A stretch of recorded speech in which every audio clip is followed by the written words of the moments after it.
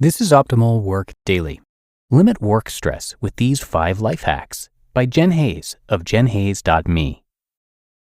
Stress is common in today's work environment. There are plenty of tools to help de-stress outside of work, such as meditation, yoga, taking a few days off to recharge at a retreat, or something as simple as listening to the sound of waves before bedtime. These methods, however, won't help in the long run, as they're not addressing the cause of stress, the work itself. Instead, try these 5 great life hacks to limit your work stress. Time management. A typical day usually includes problems that need to be solved, an order that's late or lost, a client disputing an agreement, and problems with a coworker. Anything can go wrong on a given day, and there's very little you can do to be prepared for these crises, since the nature of a crisis is that it comes as a surprise. What you can do, however, is manage the daily tasks that you do know you have to do. Set aside enough time to complete each task to limit the subsequent stress. This may be easier said than done, especially if our daily to-do lists are too long. Prioritize. Remember the Pareto principle, also known as the 80-20 rule, which dictates that roughly 80% of the effects come from 20% of the causes. If you work in sales, for example, you may find that 20% of your clients generate 80% of the revenue. Translated to your workday, this means that 20% of your efforts cause 80% of the payback, so don't waste precious time. Motivation. If the daily workload is too heavy and your checklist seems to have grown despite a 10-hour workday with no breaks, it's hard not to get overwhelmed and lose motivation. Without some inspiration, it's hard to get anything done at all. Daily tasks are best managed through a checklist, but as Entrepreneur warns, to-do lists tend to get longer and longer to the point where they're unworkable.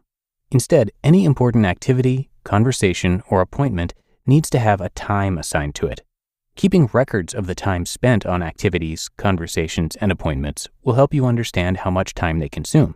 You will see what you can get done during the day, and related to the Pareto principle, how much of your precious time is wasted on unproductive thoughts, conversations, and actions.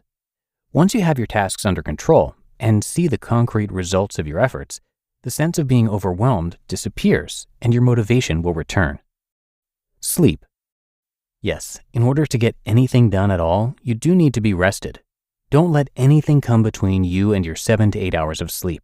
If you have trouble falling asleep, some meditation might help, or maybe those tapes with the sound of waves will come in handy after all. But most importantly, don't keep your phone or any other artificially lit screens like televisions, iPads, and iPhones near you when you sleep, and try not to expose yourself to these devices right before bedtime. Your room should be dark because light sends a signal to your brain that it's time to be awake. When it's dark, your brain produces the sleep-regulating hormone melatonin, which is released into your blood. Naturally, this would occur around 9 p.m. When the melatonin level in your blood rises, you begin to feel sleepy. The levels of melatonin stay elevated for about 12 hours, so by about 9 a.m., the levels of melatonin are barely detectable, making you feel awake again.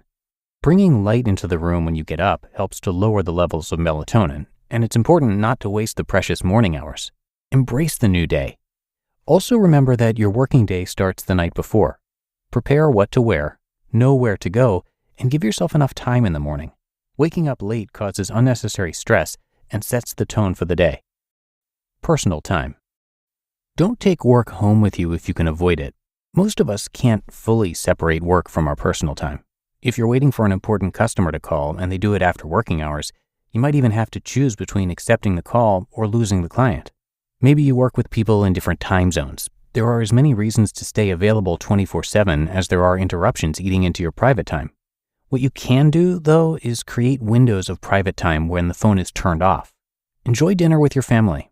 Let yourself fully focus on your Saturday golfing or Sunday biking, your morning exercise, evening meditation, or other personal relaxations without interruptions.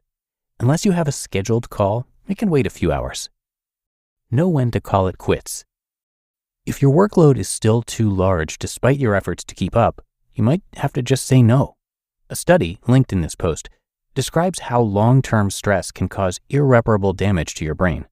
That's because high levels of cortisol, which is a natural hormone in your body whose levels rise when we are stressed, can lead to memory lapses as we get older.